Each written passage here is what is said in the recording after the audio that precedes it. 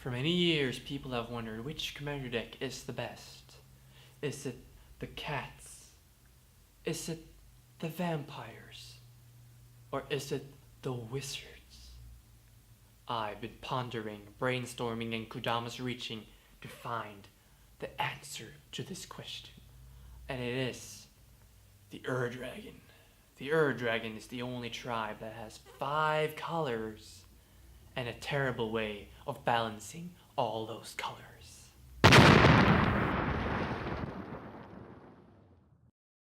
Hello and welcome, and we're gonna open the Ur-Dragon commander deck, Draconic Domination. This deck was $34, roughly, and it's one of the new 2017 commanders. The Ur-Dragon is a scary dragon. He's a 10/10 for 9 with eminence, and as long as the Ur-Dragon is in the command zone or in the battlefield, the other dragon spells you cast cost 1 less to cast. It's got flying, and whenever one or more dragons you control attack, draw that many cards. Then you may put a permanent card from your hand onto the battlefield. Scary.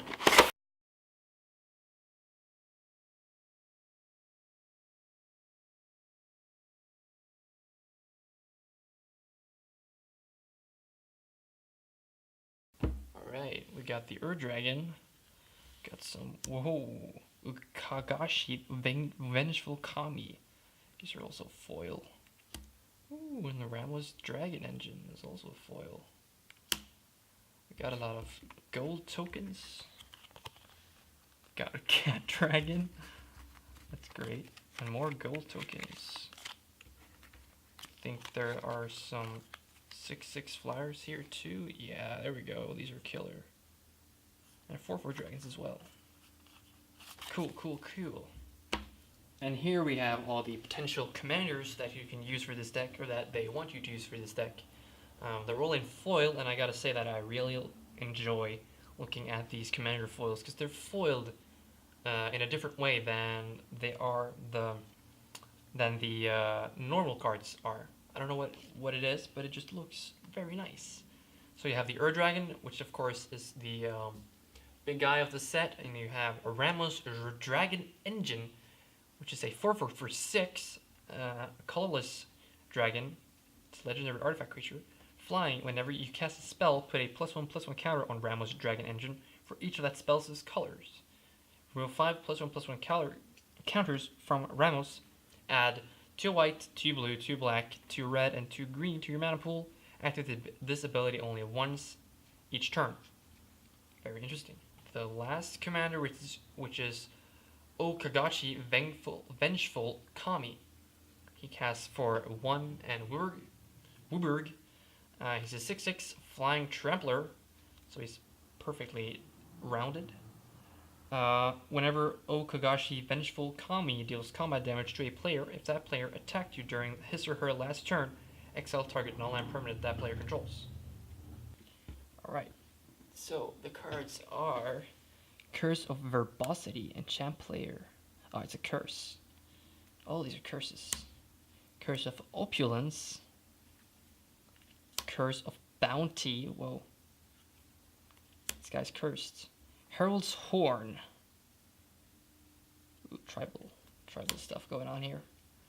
Mirror of the Forebears, another tribal card. Raider of Ojitai. Huh. Dragonlord Servant. Ah, love this card. Dragon Speaker Shaman. Cultivate. Nice ramp. Elemental Bond. Nice ramp. Farseek. Another nice ramp. Kudamas Reach. Ah, a classic. Rain of Thorns. Destroy target artifact, destroy target enchantment, or destroy target land. Choose 1 or more. Ooh. Savage Ventmaw. That's pretty savage. Armorly Sphere. Another ramp spell. Commander Sphere. Another ramp spell. Darksteel Ingot. Ooh, I love the art here. It's so crisp. Dreamstone Hedron. Lightning Greaves. Ah. Nihil Spellbomb. Nice. Sol Ring. Of course. You need this in every deck. Wayfarer's Bubble and Rebecca Gay Mountains. 1 mountain. 2 mountains of Rebecca Gay. Alright, on to other cards. We have Fortune Few. Choose a non-land permanent you don't control, and each other player chooses a non-land permanent he or she doesn't control that hasn't been chosen this way. Destroy all other permanents. Destroy all other non-land permanents. Very interesting. It's a nice board wipe. Scale Lord Reckoner. A flying 4/4 for 5. Whenever a dragon you control becomes the target of spell or ability an opponent controls, destroy target non-land permanent that player controls. Scary, scary. Kindred Discovery. As Kindred Discovery enters the battlefield, choose a creature type. Whenever a creature you control of the chosen type enters the battlefield or attacks, to draw a card. Huh. Ooh, a zombie dragon. This seems nice. Flying. Whenever a dragon you control dies while Boneyard Scourge is in your graveyard, you may pay 1 and 1 black. If you do, return Boneyard Scourge from your graveyard to the battlefield. Ooh. Reanimation Dragon. Territorial Hellkite. Territorial? Yeah. Flying in haste. Beginning of your combat. On your turn, choose an opponent random territorial Hellkite that didn't attack during your last combat. Territorial Hellkite attacks that player this combat if able. If you can't choose an opponent this way, tap it. Huh. Interesting. Fractured Identity. Exile target non-land permanent, each player other than its controller. No, wait. Exile target non-land permanent, each player other than its controller creates a token that's a copy of it. Ooh. That seems scary. Taigam Ujitai Master. A legendary creature, human monk. Instant sorcery and dragon spells you control can't be countered by spells or abilities. Oh, whoa. Whenever you cast an instant or sorcery spell from your hand, if Taigam Ujitai Master attacked this turn, that spell gains Rebound. And what is Rebound? Rebound is exile the spell as it resolves. At the beginning of your next upkeep, you may cast that card from exile without paying its mana cost. Huh. That's from Dragons, I believe. Dragons of Tarkir. Flying and Trample. Whenever a Wise Torah Nikoru Queen. Oh no, it's the Cat Queen. A Cat Dragon. Holy butt. Cat Dragon Tribal is happening. Flying Trample. Whenever Vasitora Nikoru Queen deals combat damage to a player, that player sacrifices a creature. If the player can't, create a 3/3 black, red, and green Cat Dragon creature token with flying. Whoa. Hey, Ruse the Falling Star. A Dragon Spirit. 5/5 for 6, flying, and when it dies, it deals 5 damage to each creature without flying. This art is killer. Scourge of Valkus. Flying. Whenever Scourge of Valkus or another dragon enters the battlefield under your control, it deals X damage to target creature or player, where X is the number of dragons you control. You can +1 him for 1, +1 +0 him for 1 green. A green, of course, a red. Utavara Hellkite, my favorite card. Flying. A 6/6 for 8. A flying. Whenever a dragon you control attacks, create a 6/6 red dragon creature token with flying. Such a good card. Sunscorch Regent. Flying. Whenever an opponent casts a spell, put a +1/+1 counter on Sunscorch Regent and you gain 1 life. Ooh. Spooky. This can get really bad really quick. Monastery Siege. As Monastery Siege enters the battlefield, choose cons or dragons. Cons. At the beginning of your draw step, draw an additional card, then discard a card. Dragons. Spells your opponent casts. A target you or a permanent you control costs 2 more to cast. Crooks of Fate. Choose 1. Destroy all dragon creatures or destroy all non-dragon creatures. Deathbringer Regent. Whenever a flying, when a Deathbringer Regent enters the battlefield, if you cast it from your hand and there are 5 or more other creatures on the battlefield, destroy all other creatures. Ooh. Scary. Painful Truths. Sorcery. Converge. You draw X cards and you lose X life, or X is the number of colors of mana spent to cast Painful Truths. That's pretty cool. Palace Siege. Oh, I know this card. As Palace Siege enters the battlefield, choose a cons or dragons. Cons. At the beginning of your upkeep, return target creature card from your graveyard to your hand. Dragons. At the beginning of your upkeep, each opponent loses 2 life and you gain 2 life.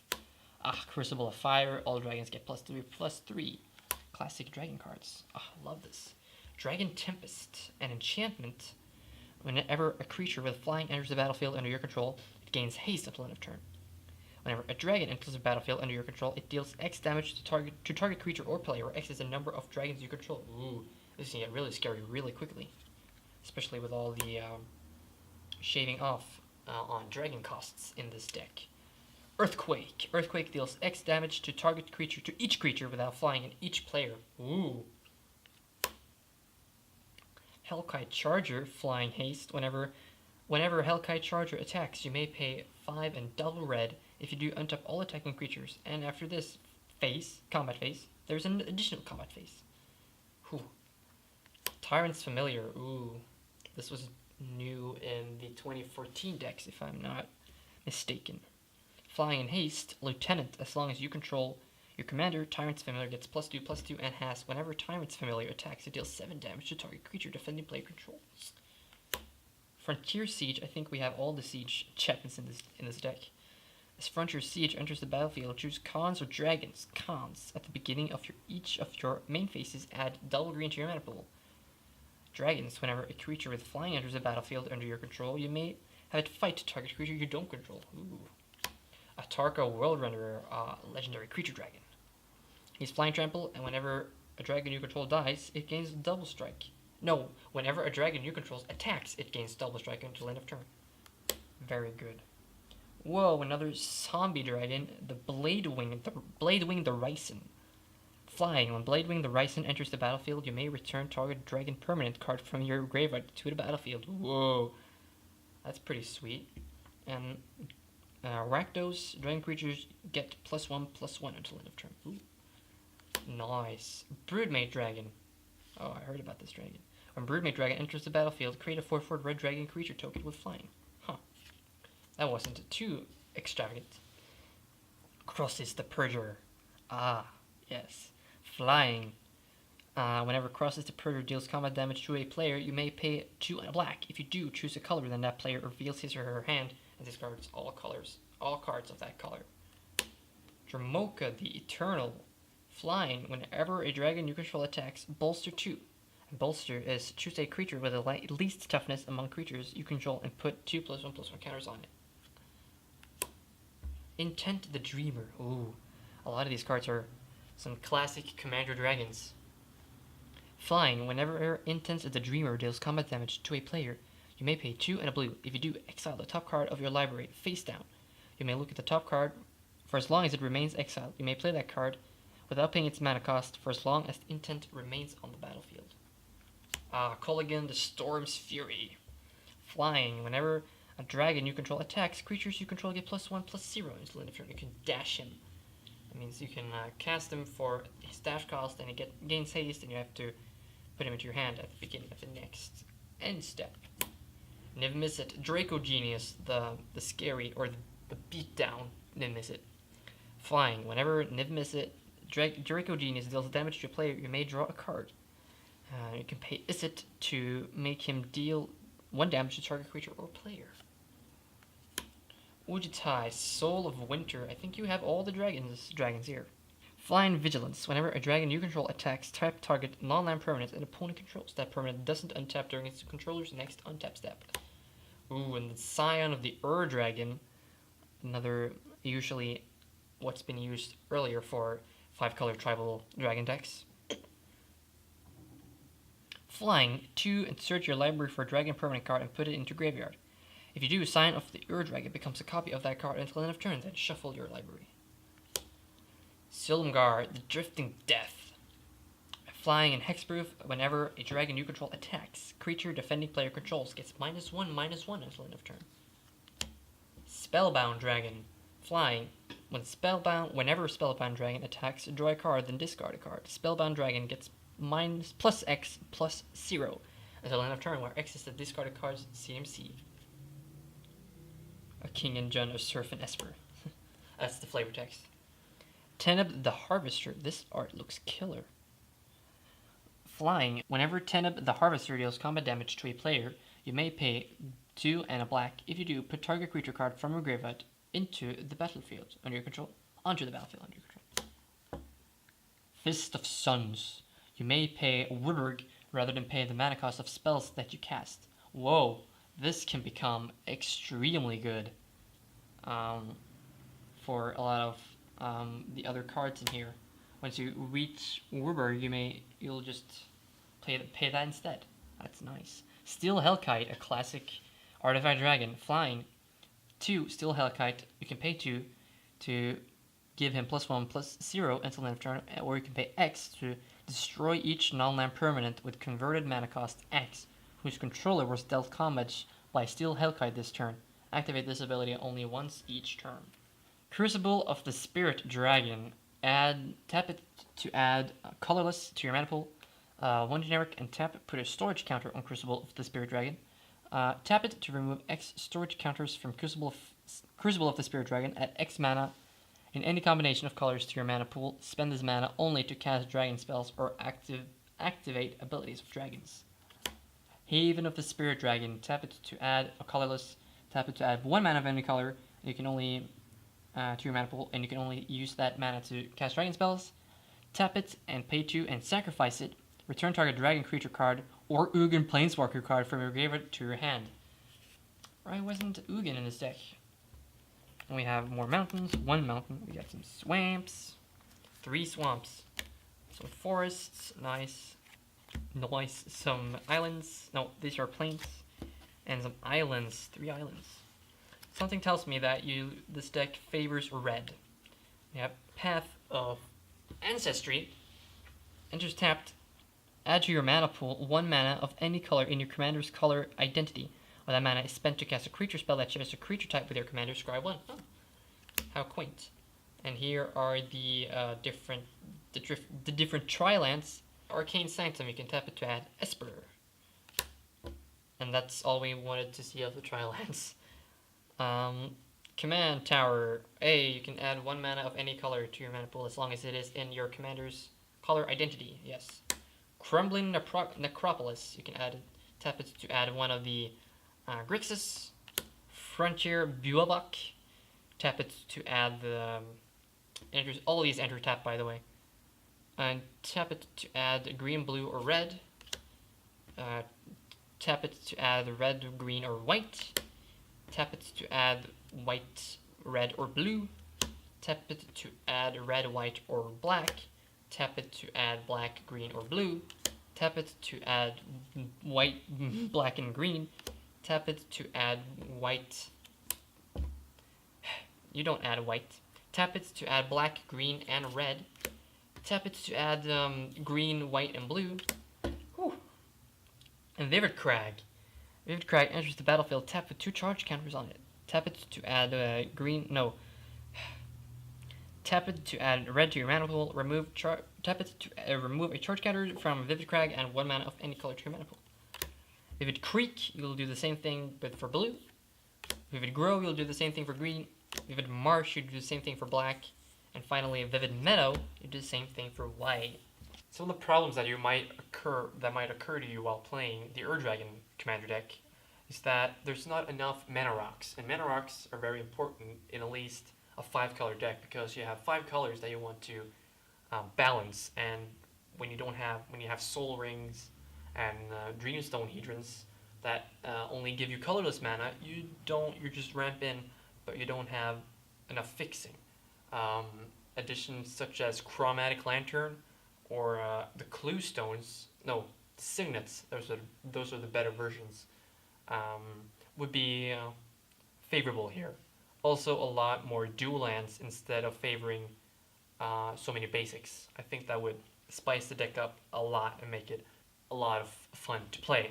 The deck looks very fun to play as a person who's been trying to make a Dragon Commander deck for a very long time. I think this is a very good addition.